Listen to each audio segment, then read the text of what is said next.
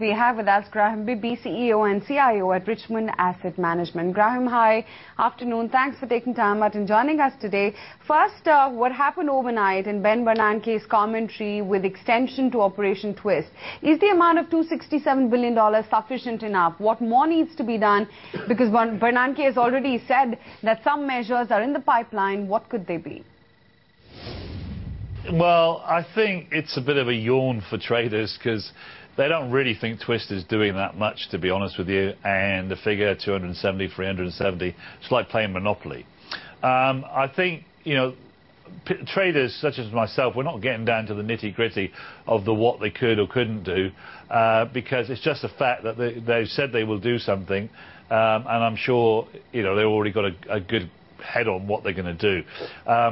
There's an election year this year, so again, you know, if you're the Fed, if you fire off QE3 now when the markets are looking positive, well, what did that achieve? You know, you want it in reserve if things turn negative because, you know, if you're, I don't know if they're being influenced at all by the president, but obviously he'd like to get re-elected. So, you know, if you're going to fire that QE3 bullet, then you need to do it when there's a need to do it, and if there isn't a need, maybe you do something nearer the election time just to make that feel-good factor, because this is all psychological games, you know, the balance between fear and greed. You've got your money on deposit getting nothing, and if you're retired, you know, and you're living on 5 or 6% of that as income that you need to live on, well, the risk-free factor is you're losing money. So you want to invest, but you're concerned about losing it there. So I think at the moment, people, I believe, will be quite happy, and we will see the markets continue to move up. Graham, what will be the impact of the US Fed's extension of Operation Twist on the EU and other emerging markets here as well? Well, you know, let's go back again. It's just a, you know, we're going to extend it. I mean, of course, if they said, oh no, we're going to stop it, excuse me, that would be negative. But if they've extended it, so again, I don't think it's any big deal. I think more impact go back again to the QE3 potential and the fact that, you know, Europe seems to be working on the problem now. Europe seems to be turning its stance from austerity to, you know, pro-growth. At some stage, that might impact on inflation, which is interesting because the commodity prices have started to move up. You know, the commodity plays, whether it's metals or whether it's softs, you know, have gone down a lot. And they're getting towards a point where the downside is limited because of production costs, and the upside is the potential. So I just see Asia led at the moment on a momentum basis by markets like the Philippines, Thailand, Indonesia, turning positive, quite strongly positive. Graham, how does the slowing China figure into this matrix and the possibility of it following suit with more stimulus?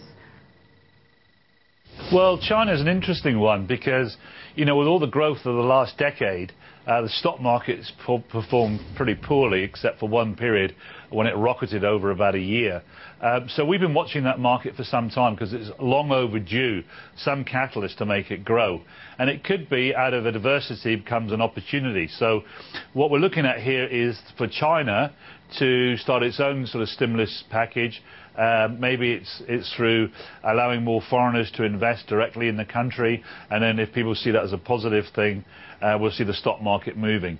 The Shanghai index is actually following the other trends that we see across commodities and world stock markets, and that it's turned mildly bullish over the last couple of weeks.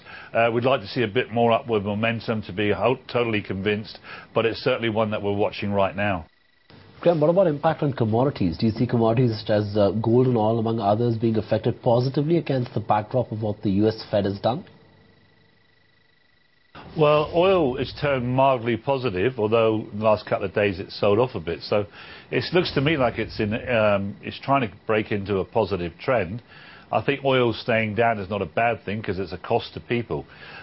Gold has been a bit of a mystery because you would have thought it had been going up after all the troubles going on in Europe. But again, I think that is due another move. I think once Europe decides there is no other way but to attempt to be pro-growth, then there'll be more stimulus packages, and then with that, you know, the inflation genie will come a little bit out of the bag, and then we'll see gold and with it silver moving up to the upside. Now, if you're going to play that, the thing that's really been hammered is the stocks. The gold and silver stocks have been hammered a lot more than the metals. So if those metals do turn, the biggest upside play would be to buy the stocks.